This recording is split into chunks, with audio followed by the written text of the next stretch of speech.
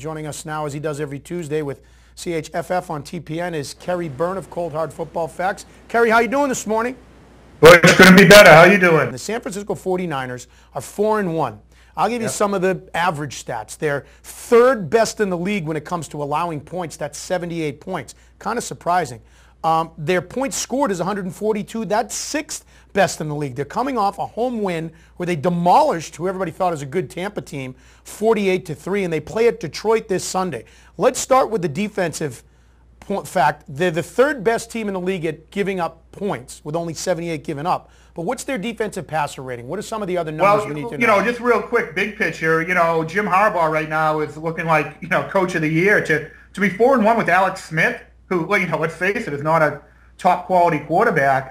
This is a miraculous job he's done, and that 48-3 win was the biggest win by the 49ers since they beat the Broncos 55-10 with Joe Montana in Super Bowl 24, yes. 22 years ago. So really doing great things, impressive things, and he's doing it with defense. Right now, at the end of the day, points allowed is really the most important number, but just so many improvements up and down the board. The one thing most surprising, though, Butch, is not just a great defensive play, and the defensive passer rating right now, by the way, fourth defensive passer rating, a critical measure of team success. If you make life tough for opposing quarterbacks, you win football games, and that's what the 49ers are doing right now. They're fourth in defensive passer rating, number 2 in passer rating differential, behind only the Packers.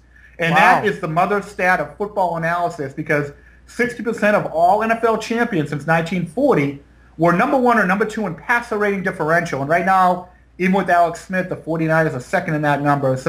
But the numbers I'm really impressed at, and this is what tells us that they're a well-coached team. We have our efficiency indicators. We call them scoreability and bendability. And what they do is measure how efficient you are at scoring points, scoreability, and bendability, how tough you make life for opposing offenses. It's basically our effort, Butch, to quantify the bend but don't break phenomenon, hence the name bendability. The 49ers right now are number 1 in both those indicators.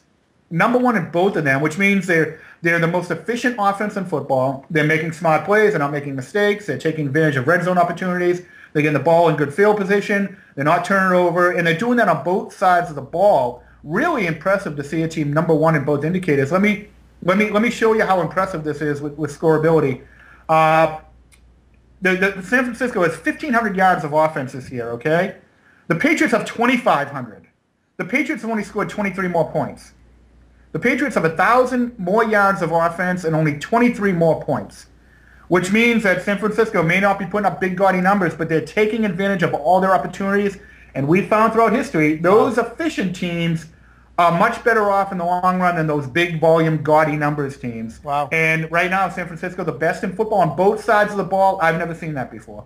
And it's no surprise that Jimmy Graham is starting to live up to all the hype, I don't think, for anybody. Here's a guy who, like Antonio Gates, was a basketball player, was drafted high, but Drew Brees, by the numbers, is making him one of the best receivers, not just tight ends, in the NFL. My direct question is he the next Antonio Gates? I look at the numbers. He's 4th in the NFL right now with 496 yards receiving, only behind Mike Wallace, Steve Smith, and Wes Welker, and ahead of Calvin Johnson, Greg Jennings, Larry Fitzgerald, Dwayne Bowe, and others. He clearly has become a binky for Drew Brees. His 15.5 yards per catch, while he's 31st among all wide receivers, that's a tight end we're talking about. You never see numbers like that out of a tight end. You never, ever do. And in fact, I think there's only 2 or 3 tight ends in history who caught more than 10 touchdowns in a season. It's a position I think a lot of football fans like because it's kind of it's a real football position, right? You block, you catch, you do it all.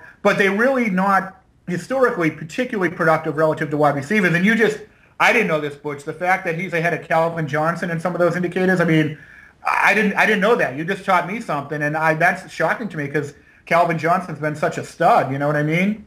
And we'll see. I think it's a little, you don't want to put the guy in the Hall of Fame just yet. But what's he in his second, third year? Second, I think. He could be the next big thing. But can he catch 80, 90 passes this year? That would really put him in elite tight end territory, and we'll see. But the reason I wouldn't count on that, Drew Brees is so good, so effective at spreading the ball out. He's got so many weapons. He tends not to rely on anybody too much, and I think if Graham becomes that effective and people really start trying to take him away, that will not be a problem for the Saints. It may take away his individual production, but overall, I don't think that's going to harm that team. I mean, Breeze is just incredible at spreading the ball around.